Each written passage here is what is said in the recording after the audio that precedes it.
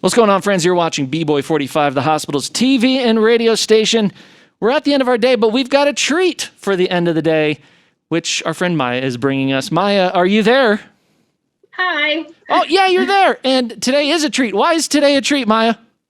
Because Corbin Bernsen is calling in. We have Corbin Bernsen on the line with Maya. How cool is that? What a way to end a Wednesday. All right, Maya, my friend, take it away. Corbin, thanks for being here. Oh, my pleasure. Hi, Maya. Hi. So before I get to my questions, I just want to say thank you so much for calling in, and I am just so excited to be talking to you. I just can't even put it into words. Well, you'll have the great honor of knowing that this would be my first interview of any kind of 2022. And it's going to be a big, big year. We got some special things happening, which we can talk about down the line. But yeah, it's going to be a big, big year. And you, Maya, you get me right from the start. Yay! Yeah, you are actually my first interview of 2022. So there we go. Yeah. And I also just wanted to tell you, I mean, as I think you can tell, I am just such a fan of Psych, and just it's a show that has given me so much comfort and just always makes me laugh. So talking with you just means the world to me. So thank you so much. That's awesome. You know, one of the things we love about our show, and every one of us, James, who's right behind you there, and Tim and Maggie and Kirsten and all of us, we love that it's reached so many different people, you know, young and old. It's brought a lot of families together and reached a lot of people who aren't doing so well and uplifting their spirits. And, you know, we all acknowledge, we didn't know that going in. We're just a bunch of actors making a funny TV show. But through it, we've really been able to, you know, work our way into people's hearts and lives in a good way. And I know James and Maggie do great stuff with animal rescue and things like that. So it sort of goes beyond the show itself. And I'm really, really proud and to be a part of that. Oh, cool. Yeah. So my first question for you is, how did you first discover your love of acting? Ooh, you start with a big question, huh? Well, my mother, rest her soul, she was an actress. She was on a soap opera called The Young and the Restless for about 40 years. In fact, right up to the end of her very long and joyous life. She inspired me to want to be an actor. At first, I was sort of a rebellious teenager. I don't want to do what my parents do. You know, I want to do something different. Then I got a little small part in a movie, and it was about 19 years old. And I went, no, this is in my blood. This is what I want to do. So I was around it growing up. I went to, you know, I don't know if any of you guys remember or heard of a show called Gilligan's Island.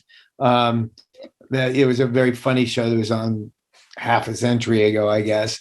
And it all took place on this little island. And I would go visit friends who were working on that. And I just got fascinated by the whole, I love the whole fakery of it, if you will. We got fake psychics. Where did I end up? And I love that, you know, you could just be transported places as an actor, not only as an audience member. And I think it was that. And I was just talking to somebody today. It's also allowed me to, you know, a lot of us think a lot of things, but it allows me to play out some of my fantasies, if you will. You know, you want to be an astronaut? Okay. You don't have to go to astronaut school, just be an astronaut. Yeah. Yeah, so you played Henry Spencer in Psych, and just like I told you, just it's helped me through so much. It's one of my favorite shows, and I love all the movies. I just watch them all the time. And so I was wondering, what was the best part of working on Psych? Well, just showing up to work was always fun because it all the fun that you see in the finished product.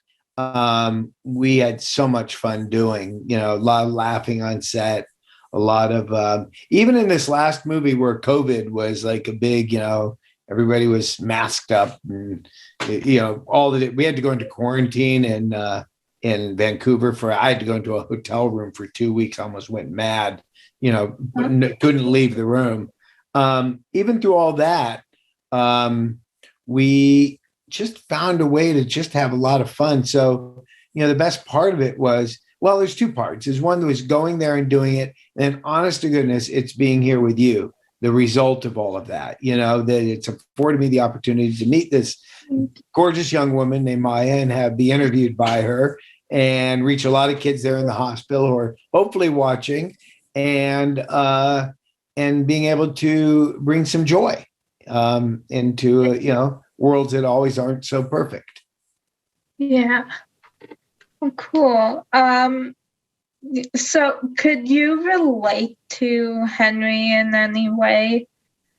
Yeah. Well, I have 4 sons. One of the reasons I think I got the part, and I had to audition like everybody else, back in 2006 or whenever we started. And I have 4 sons, 4 great sons called Oliver, Henry, Angus, and Finley. And so I know a little bit about raising boys. And I think I understood that, going into it when I got the part. And so throughout it, I could always relate. I could relate to the part that me and Henry were similar, and I could relate to the parts where I go, Henry, just be a little nicer to the kid, or Henry, be a little stricter, But I could relate to certainly having a son. And the thing I found out, which is really, really interesting, and I tell parents about this a lot, and I learned a lot for myself about raising my own sons, is, as a parent, you really want your kid to succeed. No, it doesn't mean make money, but you want them to just succeed as a human being. And sometimes we parents vision that success to look a certain way. Like I always wanted Sean to be a cop. Well, if you really think about it, in the end, he ended up being a pretty darn good cop, probably solving more cases than I ever did. So sometimes what I learned is that you just have to let kids find their own way there. And I'm still doing that. My sons all just left this morning from a long Christmas holiday that we had together, a very blessed, wonderful holiday. And I was really sad this morning that they all left. But I was felt better. I was made to feel better by my wife, how she reminded me that they're good guys, and even though they're doing exactly the way you want it done, Corbin, they're doing it, and they're good, decent people. So that's really what I related to. Oh, cool. So the writing for Psych is so funny, and it has so many pop culture references, and which every time I go back and watch episodes, I hear one I either didn't catch before or I didn't understand before. Right. So I was wondering, was it ever hard to stay in character because you were cracking up? Well, we definitely cracked up a lot, but I'll make a confession here. A lot of the pop culture stuff that isn't out of my generation, I didn't understand. So I didn't laugh as hard because I didn't, James and Dulé and Mag. I'm kind of 20 years older, other than Kirsten. I'm like 20 years older than everybody. So a lot of the humor that they find funny, and even with my kids will be watching a movie and they'll laugh at something. I go like, "What's so funny about that?" And I don't really understand it. But that stuff I did understand, or just watching James. You saw a lot of things where he would call Gus different names, right? All these silly names. You probably know more of them than I do. But just watching what we would do is he would, Mr. Silly Belly Button Pants, Mr. Cold Water running through my veins. He would just kind of always come up with all these things and just keep riffing and keep doing them. And then eventually they'd pick one, and that was the one that would make it to air. But that was pretty funny. Watching both he and Dulé, who plays Gus, watching them sort of play tennis back and forth, if you will. Oh, yeah. Cool. They're the episode where they go to their high school reunion, and it has all these 80s references. I remember my sister and I always thought it was funny, but we never got the references until our mom showed us like all the 80s movies. And then we went back and watched that and just found it even funnier because we actually got the references. Well, some of that's the stuff I did get when they would go back in time and do some really older references. When there was newer stuff, I didn't get it. But a lot of the stuff, like you say, was old. And but it's funny, even if it was old, I think it was funnier to them, because to me it was just like, no, that was a movie I saw. To them, it's like, it's funny. They're making a goof on the movie. But yeah, there was a lot of 80s references, and I don't know where they pulled that from. I mean, heck, James he was a baby in the 80s,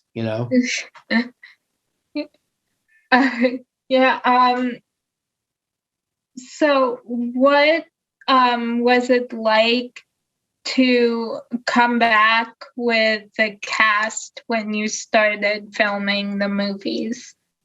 Oh, that was great. You always get, as an actor, you always get worried that you're going to find your groove again. I've done so many parts since I've been Henry. Who am I? What am I doing? But, when you get a show like Psych and characters like ours, like Henry or Sean or Gus or any of them, Lassiter, it's pretty easy to fall right back into it. But it's always fun. And I think it amazes all of us how wonderfully we, all fall right back into pace. You're a little too young to know it, but, when you get older and you have a lot of friends that are from another period of your life, and the really good ones, it's just like you've never left them, But it can be somebody you haven't talked to in a year or something, and you're right back in the conversation. That's what it's like. Nothing's difficult about it.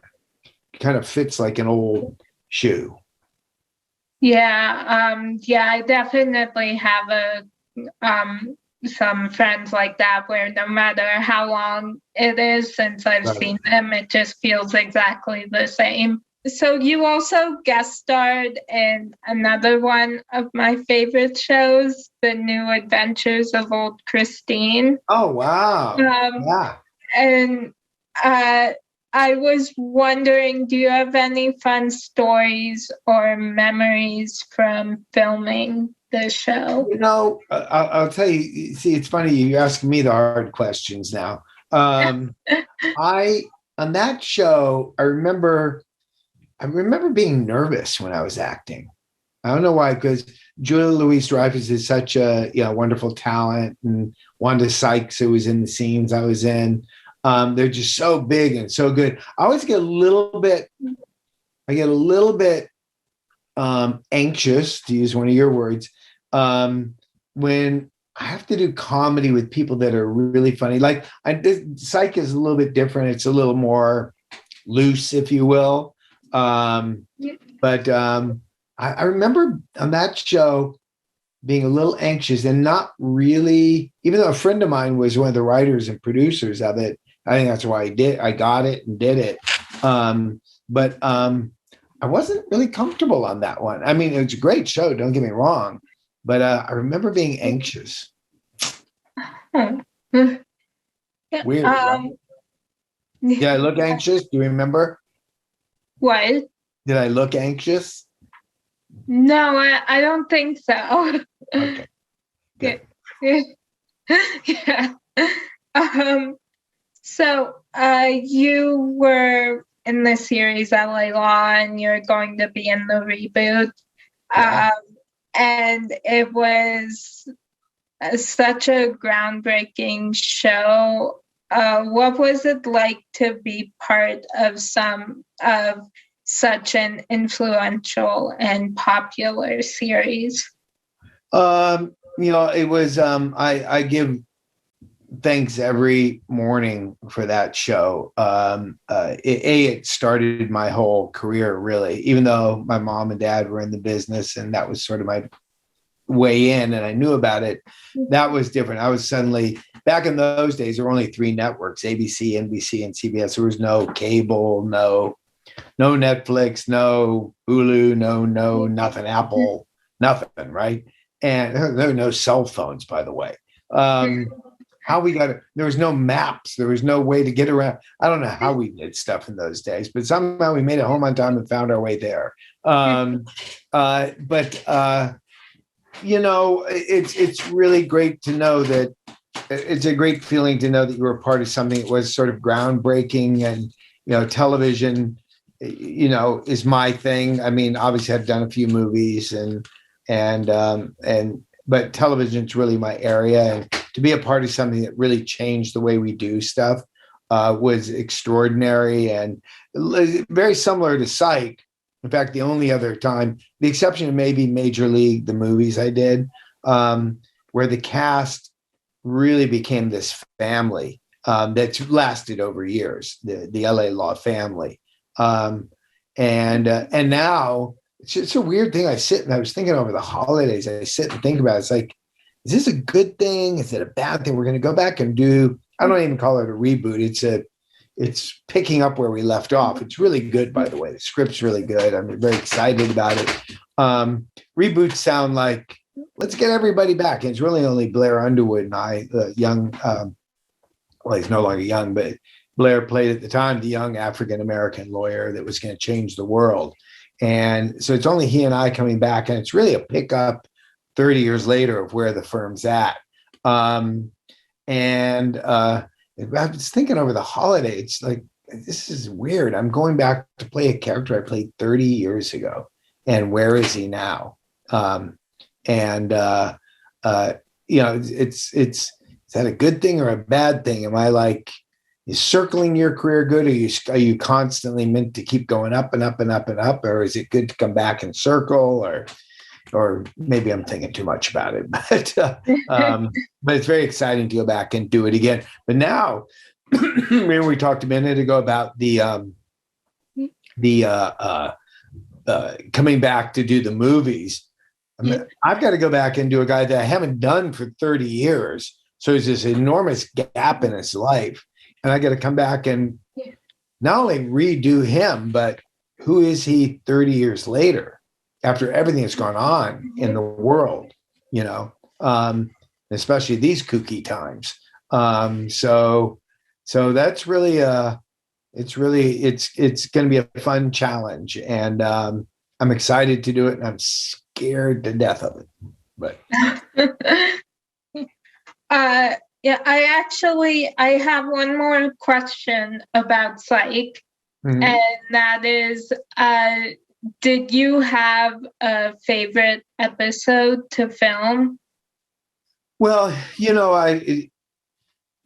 I don't remember them as well as some of the other, like James, they can tell you the name of every episode. They can tell you the music that was in it and everything and the guest stars.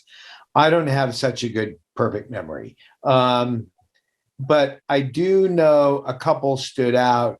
And one, I hate to say it, but it's the pilot. How many hats are in the room? You know, where even though I had that dumb wig on, playing young Henry, I really loved that episode because you saw the beginning of where it all started with Sean. Really, it's probably the first time I checked his skills of perception that would become his thing, right? And so that was really, really memorable. I always liked doing, even that's sometimes all I got to do, were the openings of the show, especially the first couple of years, where it was a young Sean, 3 different young Seans, as I recall, maybe 4. I've heard it both ways.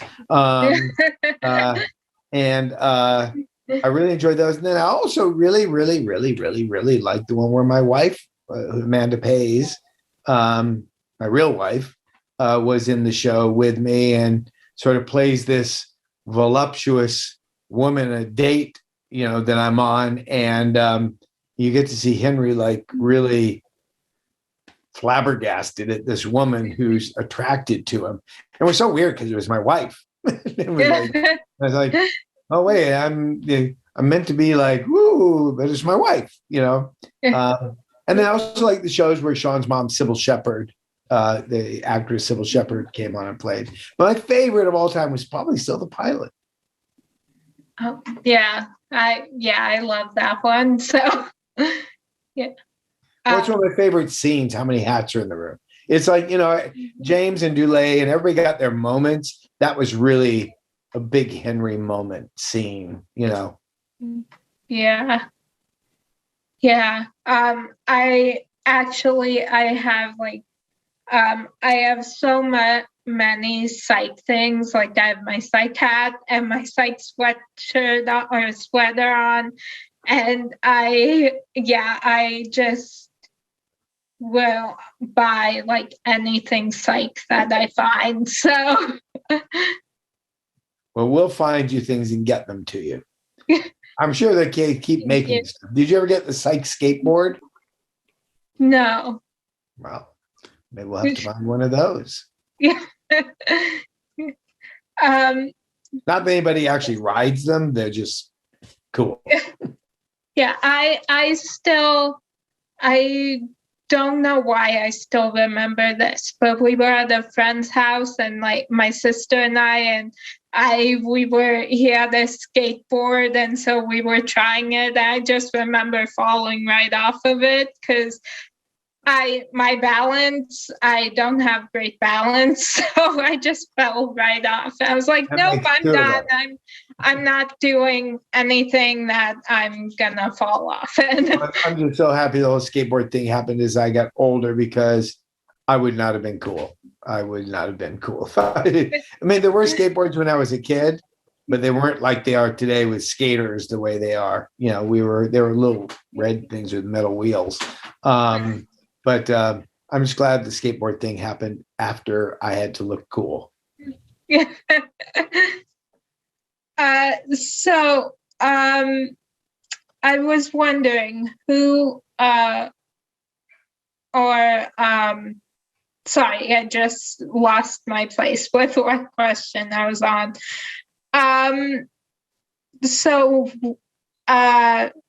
Is there any anxiety over getting back in the character with Arnie Becker 27 years later? Yeah, well, like we just said a minute ago, it's going to be interesting because I've got to, how do you go from being a 40-year-old guy to a 67-year-old guy, which is exactly what it is, 27 years. And I got to fill in all those blanks in his life. I assume he's never been happy, never been married, really successfully, no children. And, it's hard to understand, but as you get older, and I have a couple of friends who've never married, never had kids, and it's really, really tough on them. And, all the stuff that Arnie Becker did that made him happy, that's in the past. I mean, that's a different world that he can't be a part of anymore. So I've got to find, the thing I've got to do is there's always a joy in the character. The thing is, he was a good person. No matter all the stuff he did, he was a good person. And it's right. I really learned kind of a thing that I do, Corbin does in all my characters. It's in Henry is, he may be a guy that they used to say Arnie Becker used to love to hate him, and he's a character that's like, not perfect, but you just love him. You root for him, and I've got to make sure with all the stuff that's missing in his life that there's still joy. So that's going to be the hardest thing. If I'm to play it honestly, I got to find the joy in him that I'm working on. I've been working on, he's got some part of his life he's got to be redeeming. And that's what I want to do. I know he's helped a lot of people. He really was always a crusader for women and would do anything for women to protect them, make sure they got what they deserved in a divorce or whatever they were doing. So I think that's one thing I'm going to hook on to, that he was a champion of women before Me Too and all that stuff. Yeah. So who would you want to narrate the story of your life? You, because you like my stuff so much. And you say cool every other minute. Yeah. Well, it would be my honor. Okay. If it weren't you, narrate the story of my life. My dog Digby, but you'd have to speak dog. Digby's my buddy. He and I go on walks these days. I wasn't, I didn't, he was our family. He's 13 years old. He's a whippet. And I had 4 kids, and I think I spent a lot of time like thinking like, oh God, now I've got to feed a dog. Now we got to walk the dog. And oh man, the dog has pooped in the house or something like that. And I'd get like angry and upset. But in the last couple of months, he and I have been bonding, and he's 13, whippet life. That's kind of an old man. And so we'll take walks, and he's actually pretty agile still. And he'll run ahead of me and look back, and I hear him going like, come on, old man. And he kind of gets me, and he's becoming, it's fun. We're building a relationship, as we grow old together. But if he could speak, I think he'd probably give you the most honest reflection of my life. So is there a show that you're currently binge watching? No, I've been through my binge shows. I'm looking for one. I'm really like, I go through them when they come. I binged The Great. Elle Fanning is in it. Elle Fanning went to school with my kids, so I watched her grow up, and I binged that. That was a while ago. What's new? I mean, there's so many now that I can't even keep up with them. But not right now. In fact, I'm looking for it. If somebody knows one, please let me know. Find me, text me, Twitter me, FaceTime me, Facebook me, one of those things. Because I haven't found a really good show lately. I'm looking for one. Well, somebody kept telling me Yellowstone's really good. Oh, I haven't seen that one. So, yeah. But my family and I just finished binge watching the new season of Queer Eye. Oh, really? It's really good. So good. That's cool. I'll check that out. I've got to find something. I've been, the last 6 months I moved from California to New York to get into nature and live up in the woods. And we've been finishing up a house, and we're trying to get it ready for Thanksgiving and then Christmas. So I haven't really been doing a lot of TV. I haven't read books, TV, or my favorite thing, writing. I haven't been writing. I got to get back on to write something. But I'm looking for something. I think The Great is the last thing I binged. Oh, yeah. You see that with Elle Fanning? I haven't. It's pretty cool. It's pretty funny. It's good. I like it. Oh, cool. Yeah, I'm writing that down to look that up. So what song would be on the soundtrack to your life? What song? Probably a Beatles song, because that's tough. I've been listening to a lot of music lately and thinking, what is my music? I have been reading books about music. Beatles,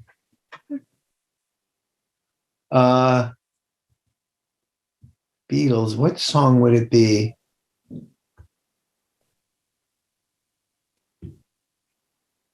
It's a song the Beatles. I don't know why this would be the song, but it comes to mind. Norwegian Wood is a beautiful song, one of the Beatles' early songs. I don't know. Look that up, Norwegian Wood. Okay. I once saw a girl, she saw me. It's beautiful. On the Rubber Soul album. I was a big Beatles fan. Oh, cool. Yeah. What was it? Norwegian Woods. Okay. Thank you. Might be Norwegian Wood. I don't know if it has an S, but Norwegian Wood, the Beatles. Yeah. Cool. Yeah. I don't know. I've been listening to like a lot of Tyler Posey is a big one, and I'm trying to think of who else. Now I'm blanking on everyone. What kind of music do you like? I like pop, and then I like I like kind of a little bit of every genre, but pop is my favorite.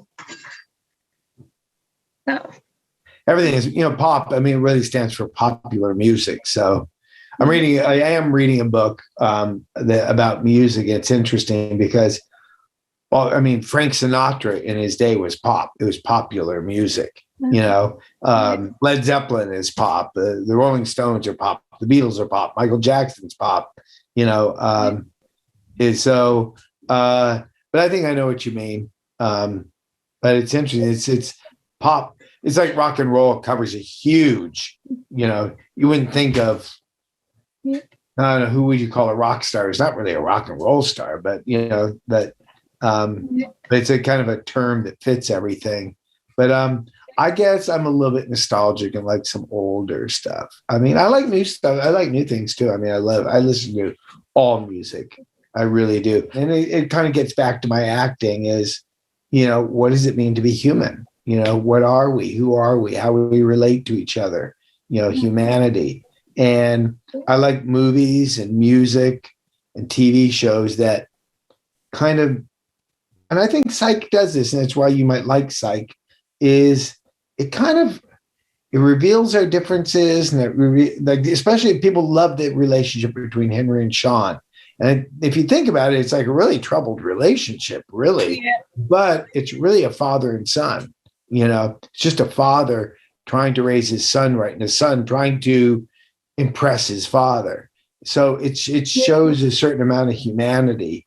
And and I like that in all my things. Music, I like it in books, I like it in art. I like things where I go, oh, that's us. That's just human beings.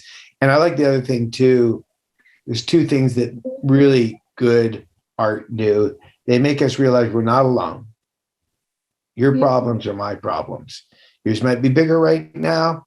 Mine might be smaller. Mine might be bigger tomorrow, and yours might be smaller tomorrow. We all go through the same thing, the same fear.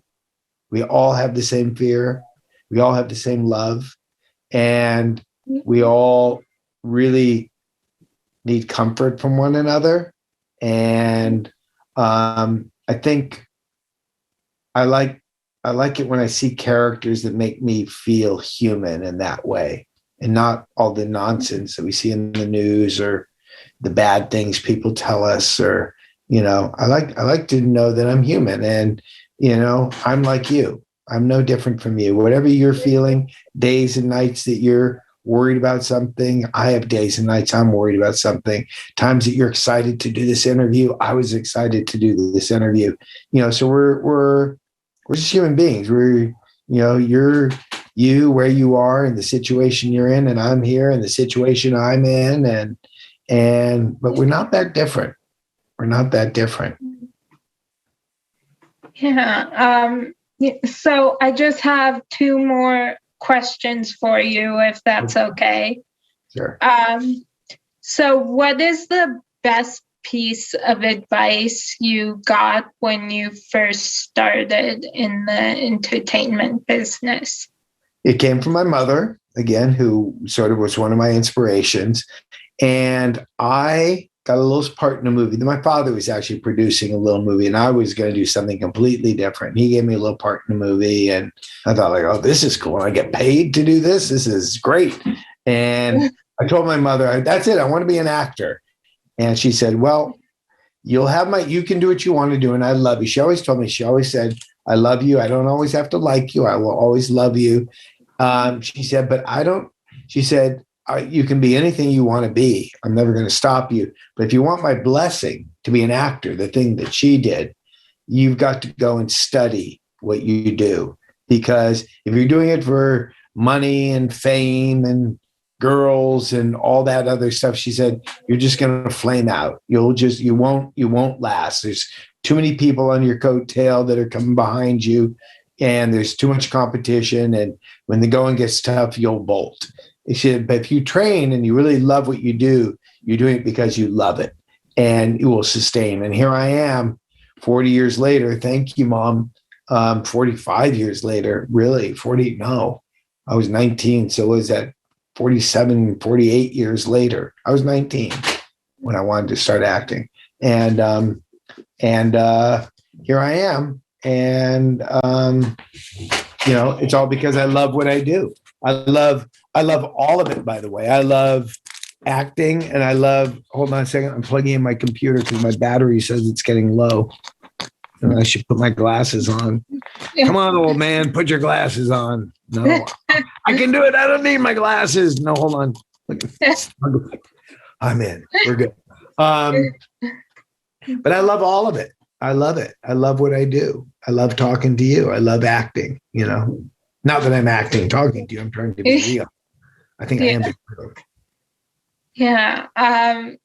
So my last question for you is, who do you consider to be a real life superhero, and why?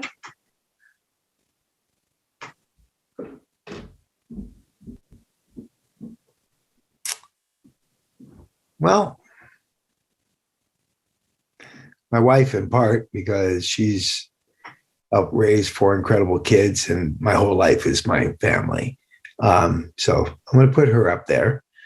There's so many people. I mean, I do admire people, both like so many people do, police and military people who protect us and serve and put their lives on the line, really put their lives on the line. There's a lot of, first responders and doctors and nurses that do all that too, but people who go out and get into a battlefield and really, really get in harm's way to protect us and our freedoms. I know it seems like a popular thing to make them our heroes, but they really, really are our heroes. And people like you, people who face adversity and still get up there with a smile on your face and do this wonderful thing that I'm enjoying so much. I talked a moment ago about being a hero because, people who go beyond their own personal problems in their life, and people who go beyond their comfort zone to help other people and show the humanness in people. Those are my superheroes. So I'm going to let you be my today's superhero. Thank you. Now, how many hats are in the room? 0. Maya. Do beanies count? What? Do beanies count? Remember that line? Oh, yeah. How many hats are in the room? Oh, one. Yeah. I was like, oh, yeah, I'm wearing one. See? You're a regular psychic detective. Well, thank you. Yeah, I bought a while ago, I bought a book that it was like Psych's Guide to Crime Fighting for the totally unqualified. Right. And so after I read it, I was like, okay, I'm ready to go out and be a fake psychic detective. You're doing wonderful. But you're a real good interviewer for real. Oh, thank you. Thank you so much. I had so much fun talking to you. This just made my week. So thank you. Anytime. We'll do it again. Yes. Let's do it the next time a movie's on. Oh, We'll do it yeah. before the movie. And I'll tell you everything that happens before it happens. No. Okay. Thanks for making time today, Corbin. We so appreciate it. All right. Thank you. I really had a great time. Thanks a lot.